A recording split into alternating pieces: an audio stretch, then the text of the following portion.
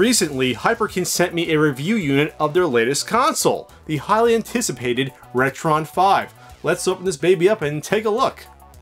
The Retron 5 by Hyperkin is the long-awaited multi-retro console that plays NES, Famicom, Super Nintendo, Super Famicom, Genesis, Mega Drive, Sega Master System games via an adapter, Game Boy, Game Boy Color, and Game Boy Advance games. It is built upon an Android operating system that functions as a front end. Make no mistake, this is not merely a console, but rather it is an emulation machine. The system physically is built fairly well. The base is a solid plastic that should stand up over time, however the plastic casing on top that separates the different system cartridge slots is a little flimsy, and I fear it could snap or break after some heavy use. There are 6 controller ports, 3 on each side for an NES, SNES, and Genesis controller. On the back you have the power adapter port, an SD memory card slot, the HDMI out, and a USB outlet used to charge the Bluetooth controller. The system outputs HDMI at a 720 progressive signal. However, and this will be a killer for some, the Retron 5 does not have composite output to connect to a CRT TV. For someone who only has a standard definition TV in a game room, a solution will have to be sought, such as buying an HDMI signal converter, though they would then lose the upscaling abilities of the system.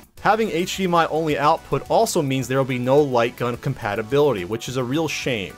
The included controller connects to the system via Bluetooth after pairing. It has a battery level indicator on the bottom. The quality of the controller is mixed. The thumb pad and all the buttons have micro switches which feel nice. There are triggers on the top as well as 2 extra face buttons that can be mapped to emulator functions, such as saving a state or fast forwarding the emulation speed of a game. It plays fairly well and feels okay, but it remains to be seen if it will take a pounding over the long haul. And it's not the most comfortable, as its shape was designed to fit in the top of the console. It doesn't seem bad, but I'm sure most people purchasing this system will not even use the Retron controller that much anyway. The Retron 5 has 1.2 gigabytes of storage memory built in, as well as the SD memory card slot. The card is not included. The SD card allows for additional storage for things such as game save data, taking screenshots, but most importantly, it allows to upgrade the software and firmware of the Retron 5. I'm conducting this review using firmware version 1.1 since that was what was available at the time the system was officially released on June 6. The process to upgrade is a little bit cumbersome and it took about 20 minutes, but it worked just fine.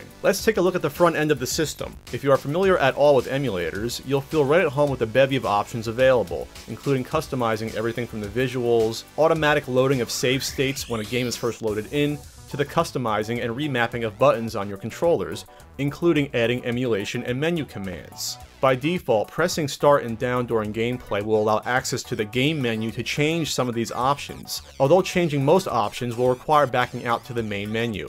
It's time to install a game into the system. The connector pins are very tight, too tight, and getting some games in and out will take some serious effort. Only one game can be inserted into the Retron 5 at a time. When a game is inserted and can be read, the Retron will rip the game's ROM from the cart and load it into temporary memory. This can take anywhere from a split second to 30 or more, depending on the size of the ROM. On the front of the console, the specific system will light up when the game's ROM loads onto the system, which is nice. Games cannot be removed from the system during gameplay, which doesn't make much sense since at this point the cartridge doesn't even matter anymore. It's seemingly an anti-piracy implementation. Games look and sound fantastic, with crisp and bright colors rendered in 60 frames per second via the HDMI upscaling. Being an emulation machine, you can change how the games look by adding scan lines to imitate a CRT monitor, and even change the look via a handful of built-in filters. However, the filters are not necessary and seemed like they were added just because they could be. The audio likewise sounds accurate and great, and there's an option for higher quality audio, which seems to add a better and more dynamic mix. Take a listen to the difference here.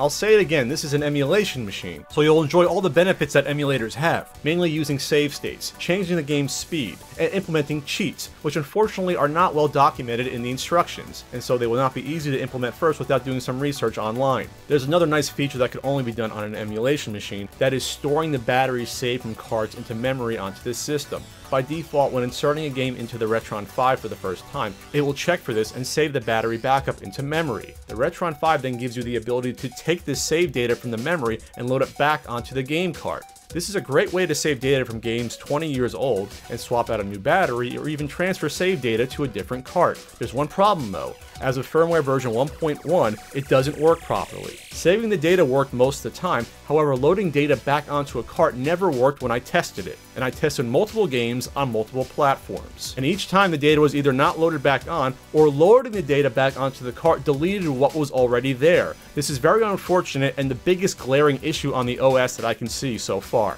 It's time to test compatibility. Hyperkin's going for a close to 100% goal here. Let's see if they got close. Starting with the Game Boy games. Pokemon Pinball, a Game Boy Color game, worked fine but did not save the data. Legend of Zelda, Oracle of Ages. This worked fine, but again the saving and transferring of data did not work. Tetris looked fine. Super Mario Deluxe worked fine. Pokemon Red played fine, but the Retron 5 could not read the data to attempt to save. Pokemon Emerald worked fine, however attempting to load save data froze the system. I had to power it off and back on again. Zelda 4 Swords worked fine, however attempting to load save data from the Retron back to the cart failed. Castlevania Circle of the Moon worked fine. Classic Super Mario Bros. For the Game Boy Advance had slight graphic glitches but played okay. Mother 1 and 2, a Japanese game I have, worked fine. The ROM just took about 30 seconds to load. And what did not work at all? The Super 81 in 1 was not recognized, Spiritual Warfare, an unlicensed cart, did not work, the Game Boy camera failed to dump the ROM, and devices such as the Game Boy Game Shark and memory card would not even fit into the Retron 5 having another Game Boy game inserted. Game Boy games can only be played in one-player mode. I know it would be difficult to implement a two-player mode, you'd have to emulate two Game Boys at the same time, but it would have been nice if they tried to do this, maybe in the future. Moving on to the Genesis. I attempted to set up the Sega Menacer light gun just to see if it could even be recognized. However, putting the sensor into the system locked up the controller port on the opposite side. I attempted to play Virtua Racing since it has the Sega Virtua processor chip inside. It worked fine. Gargoyles worked fine and looked and sounded great. Balls 3D worked fine. Sonic 3 worked fine, as did Sonic and Knuckles. However, trying to use them together did not work. Likewise, trying to use the game Genie didn't work, as input codes didn't function. It seems the Retron 5 cannot read a cart inserted into another at this point. Alicia Dragoon worked fine, as did the Genesis 6-pack. I attempted the one Mega Drive game I own, Marco's Magic Football. It played fine. My one Genesis multi-cart, the 33-in-1, was not recognized. Streets of Rage 3 was okay, and surprisingly, the unlicensed Wizardry cart, Exodus, played fine. You can play Sega Master System games on the Retron 5 using the Power Base converter. I played and tested R-Type, a PAL game, Jungle Book, which had some graphic glitches, and two card games, My Hero and F-16, which both worked fine. I attempted to play 3D Space Harrier while using the 3D glasses. Since there's no ability to play the Retron 5 on a CRT TV, there's no way to tell if the 3D glasses would actually work. However, I did see a shutter flicker in the glasses when I put it on my face. One more thing, even though the controller port is exactly the same as the Genesis, you cannot use a Sega Master System controller on the Retron 5. It's time to test the Super Nintendo compatibility. This is a little bit more complicated since there were many games that had built-in proprietary chips which often gave emulators trouble in the past. Starting off with a few standard games. Captain Commando, Donkey Kong Country 2, and Ranma 1/2, a Super Famicom game, all played fine. Star Fox, which uses the Super FX chip, was fine. I didn't expect any trouble since emulators have handled Super FX games for years. Mega Man X3, which uses the CX4 chip, was fine. Two games that use the SA1 chip, Super Mario RPG and Kirby Superstar, were both fine. Yoshi's Island, which uses the Super FX2 chip, looked fine. However, Doom would not work properly after the title screen and would just freeze. Two games that use the DSP-1 chip, Pilot Wings and Super Mario Kart, were fine. Metal Combat, which uses the OBC-1 chip, functioned fine. However, again, there's no light gun support, so all you Super Scope fans out there, you're out of luck. Street Fighter Alpha 2, using the SDD1 chip, which often gives emulators trouble, runs but then goes to black after the intro or title screen, so this does not work. The Super Game Boy actually runs, however does not read any Game Boy game that's inserted into it, and the only unlicensed game, Super Noah 3D, is not recognized. It's time to test out the NES compatibility. One thing to note is that it will be impossible to use 4 NES controllers on the Retron 5, since you won't be able to plug in a 4-score or the NES Satellite, since the NES controller ports are on opposite sides of the system. Starting out with the Game Genie, again, does not work. The Racer Mate, just for fun I tried it, does not work. My Power Pack flash cart was not recognized, and an NES multi-cart was not recognized. I tried 2 Famicom games, Splatterhouse, Naughty Graffiti, and Devil World. Both were fine. However, a Famicom multi-cart did not work. Every homebrew/repro wasn't recognized either. Nintendo World Championships repro, a Mr. Gimmick repro, and a homebrew cart, Dragon Feet. Here's some standard licensed carts. Ninja Gaiden was fine. Dragon Warrior was fine, although the save I loaded onto the Retron did not load back onto the cart when I tried. Cabal was fine. Crystalis. It worked, however there were graphic glitches. The most surprising test thus far, Arkanoid did not work. It glitched out, and I tried 2 different carts to be sure. On the first cart it did not load, on the second cart it would load, and then as you can see the graphics were a mess. I also tried the Valve spinner controller just to see if it would work. It did not. I tried 3 games that had the MMC5 chip inside. Castlevania 3, Uncharted Waters, and Gemfire. They all worked fine.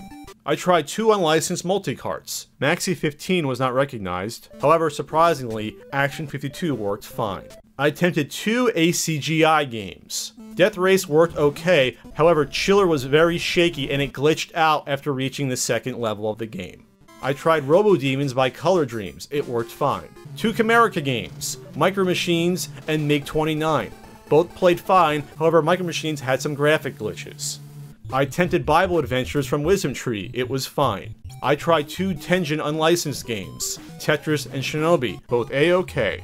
And finally, I tried playing 4 different American Video Entertainment games. Crazy Creatures, Ultimate League Soccer, and Deathbots were all fine, however Wally Bear and the No Gang did not work. In terms of overall compatibility, it was disappointing but expected. The Retron 5 is not anywhere close to its goal of 100% compatibility, especially with many multi-carts not working, no flash carts working, no homebrews working, and any game where you have to piggyback one cart onto another totally not functioning.